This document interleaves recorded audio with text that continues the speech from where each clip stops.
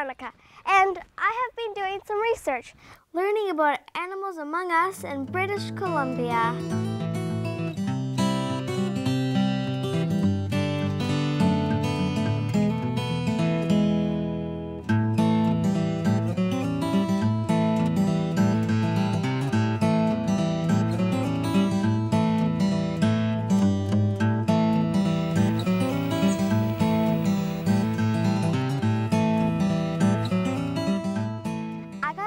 Of Julie Mackey, a rehabilitation specialist, who told me a lot of things I didn't know about deer in the wild. Fawns are found alone at this time of the year. Mother deer will be off feeding. She's finding food for herself so that she can make milk to feed her baby, but she doesn't want the little one with her because then the little one's not fast enough to escape predators. So she teaches the little one right from the start that when she's gone, the fawn is supposed to lay low, find a place to hide, curl up in the grass, and not be seen by predators. So it's not unnatural to see a baby deer all by itself. You might find them on the side of the road, you might find them on a trail, in a field, even in your backyard. Look over there, there's something in the grass.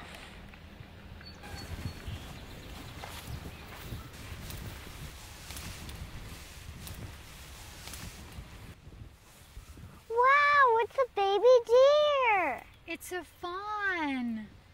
The poor little fawn, she's all alone. Can we keep it? No, we should never take a fawn from the wild.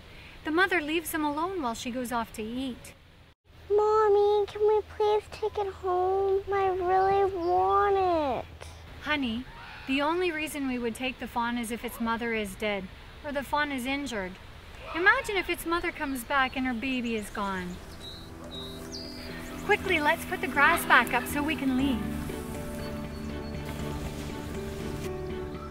Julie talked about different situations, if it looked like there could be a problem, and what we should do. If you do come across a fawn that's on the side of a road or a trail where a lot of people walk, you can safely pick that little fawn up just gently and quickly and move it off the side of the road into the tall grasses or bushes so that it's hidden from the next people and less likely to be injured by traffic, and Mum will still find it. I asked Julie what to do if you definitely know the mother is dead or the fawn is injured. So if you see that, then that is a time that fawn definitely would need help. So if you call the Wildlife Center, we can tell you what to do. You don't want to feed these little fawns anything before you bring them to us. It can really upset their stomach if they're given anything. They don't drink cow's milk. They require a very specialized formula that we have, and feeding them anything else before they start on that can really be a problem for them, and it sets us back in being able to rehabilitate them and release them back into the wild. It's good that I know now. If you find a fawn alone, you should leave it alone.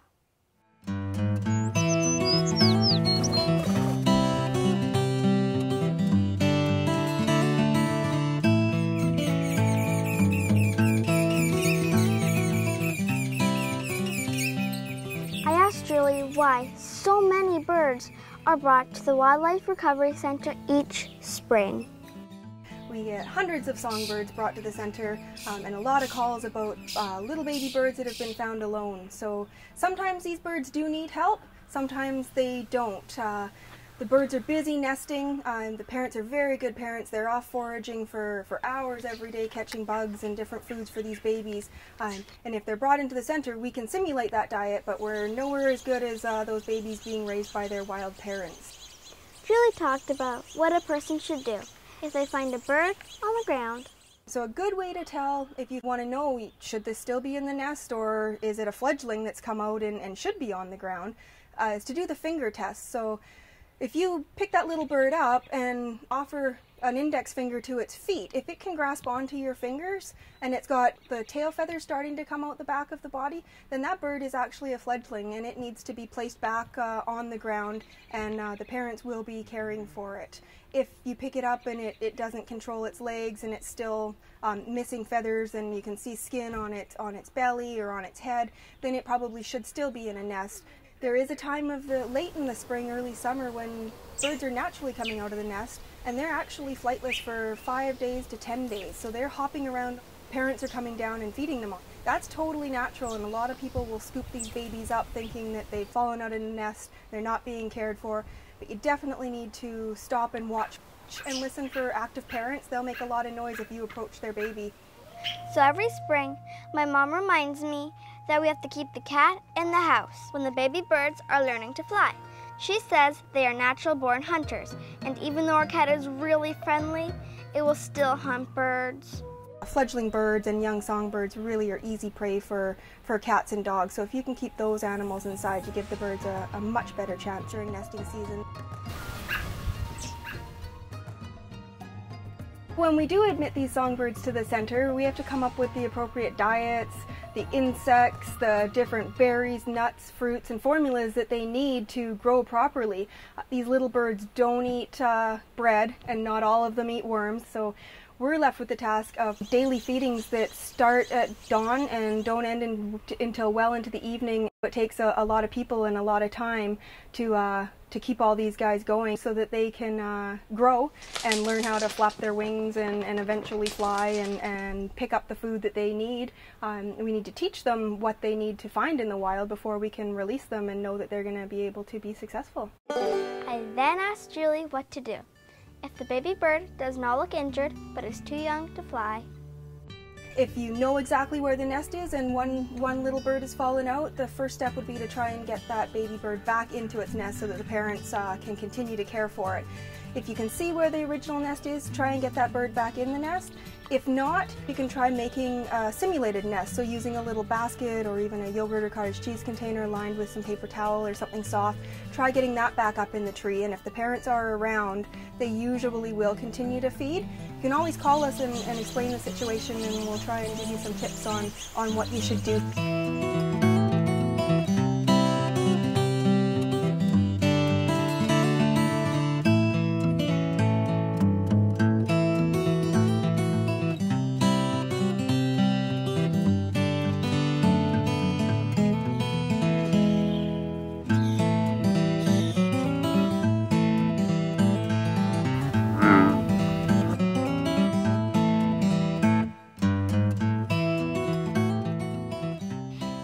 With Nancy Ketchen, who is telling me about the problems with the American bullfrogs. I have been catching bullfrogs and tadpoles for the last 12 years. And the reason for that is that American bullfrog is an invasive species here on Vancouver Island, and we're trying to do something to cut down on their numbers. Can you tell me first a few things about our native frogs? The Pacific tree frog, which is also called the Pacific chorus frog, is quite cute and small, up to 5 centimeters long. They can make a lot of noise, and when a bunch of them get together during breeding season, you can hear a huge singing chorus.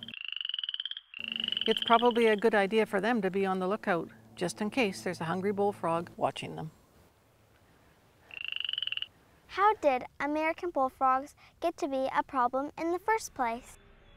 What happened is that they were brought in about 60 years ago because they started to raise them so people could eat the frog legs. And they wanted to make their millions and sell them to the restaurants. It didn't work, so what they did is let them go, not thinking that there was going to be a problem. 60 years ago, we weren't concerned about what was happening to the environment the same way we are today.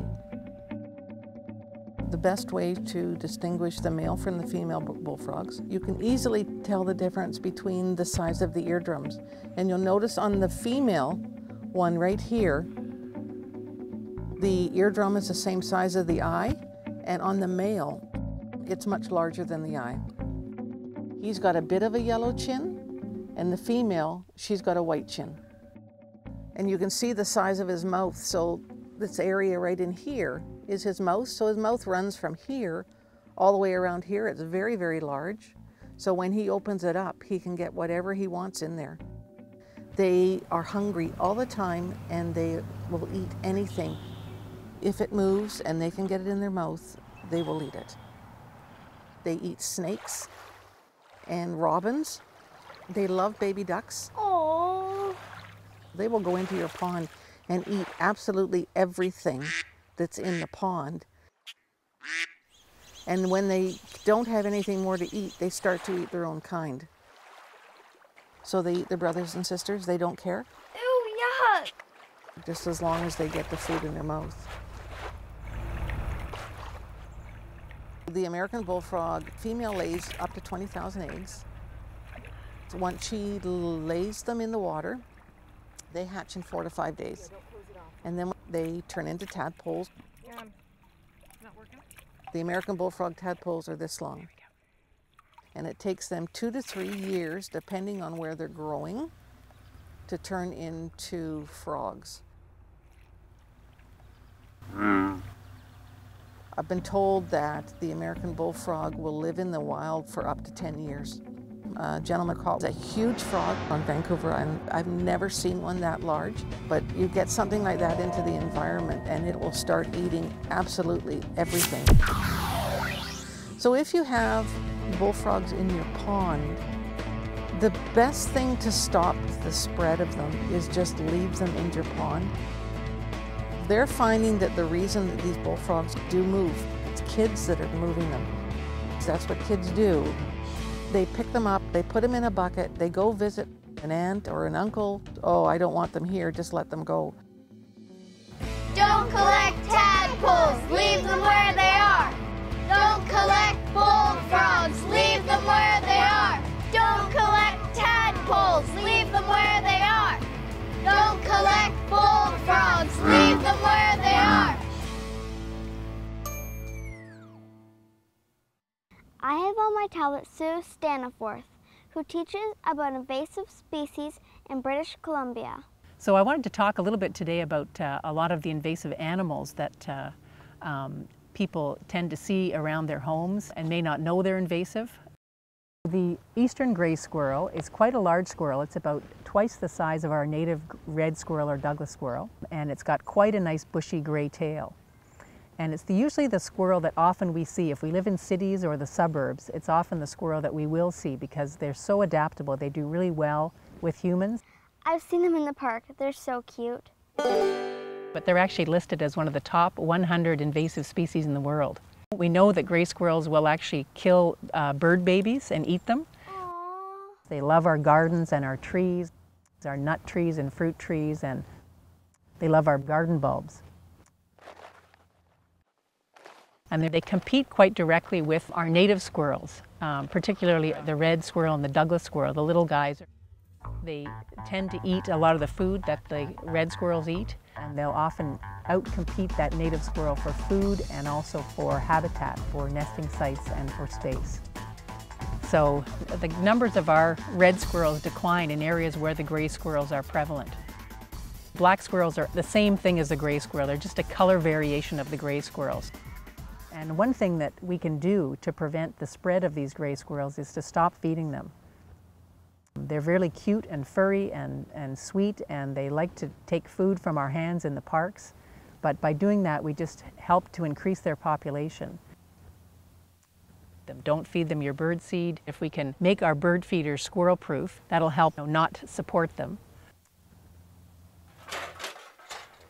They wouldn't be so cute if they didn't have that bushy tail. You were going to say something about turtles. Can we see that funny video of them first? Yeah, okay.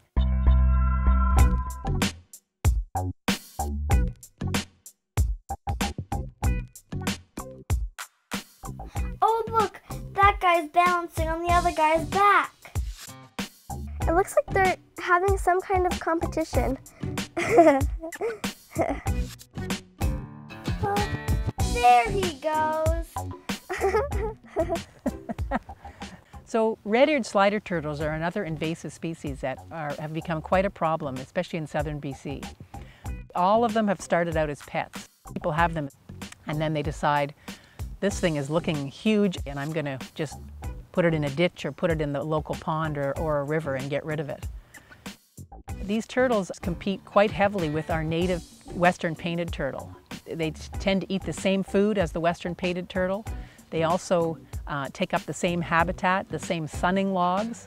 Turtles love to sit in the sun because they can't regulate their body temperature, so they need to get in the sun to warm themselves up, and they'll often displace them out of their habitat. The other problem with the red-eared slider turtles is that they actually carry quite a bit of disease. So of course when they're released, they bring that algae and they bring that disease and that fungus with them. And that can cause quite a lot of trouble for the native species that are in that ecosystem.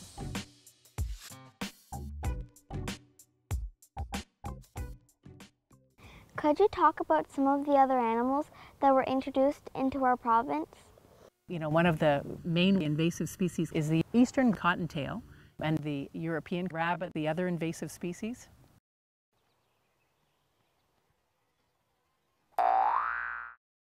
The eastern cottontail spread all throughout British Columbia.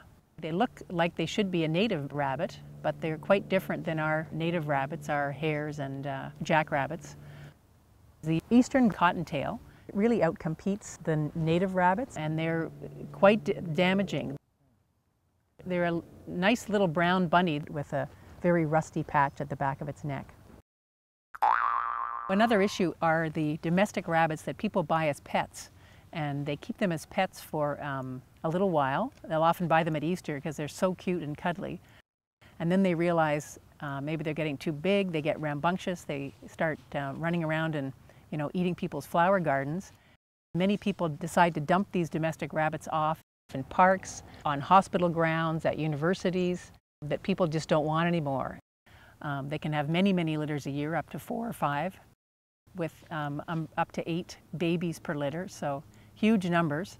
And they'll eat, just about anything that's green. And once they've eaten all the green stuff, they start girdling trees, destroying shrubs, and digging under trees to eat their tree roots. So they do huge damage to the parks.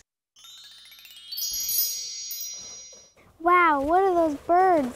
They look like a swarm of bugs. So the European starling is not a native species. In 1890, this fellow brought over 60 starlings and he released them in New York City.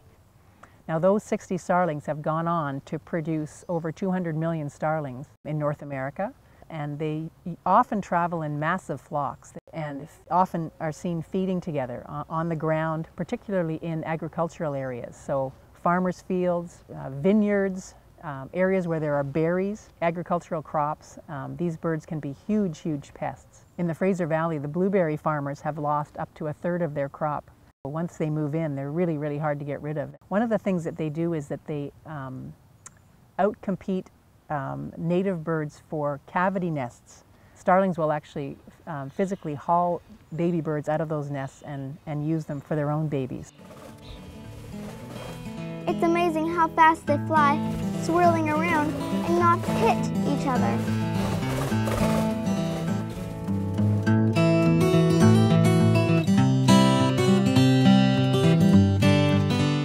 Pets are fun. There's all sorts of them. I have a pet gecko who likes to eat live crickets. Yuck. I know someone who has a potbelly pig as a pet. It walks around in the kitchen. Our friends have a pet parakeet. It's been around since Mr. Robinson was a little boy.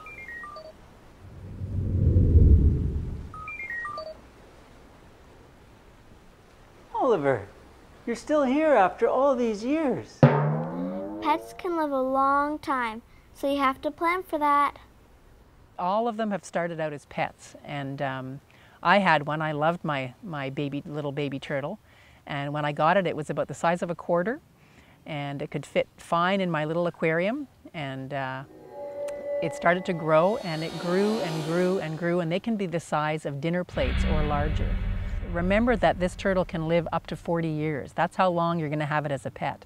So really think about that before you buy that little dime-sized or that little quarter-sized turtle.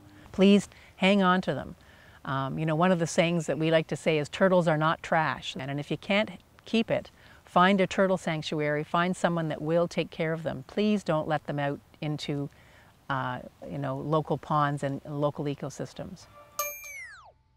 If you're going to buy a rabbit, please hold on to that rabbit. Keep it as a pet, for its whole lifespan.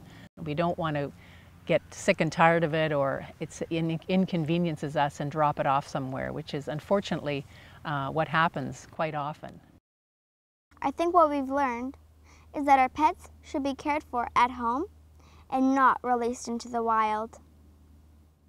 And wild animals should not be made pets. Can we keep it? And remain wild.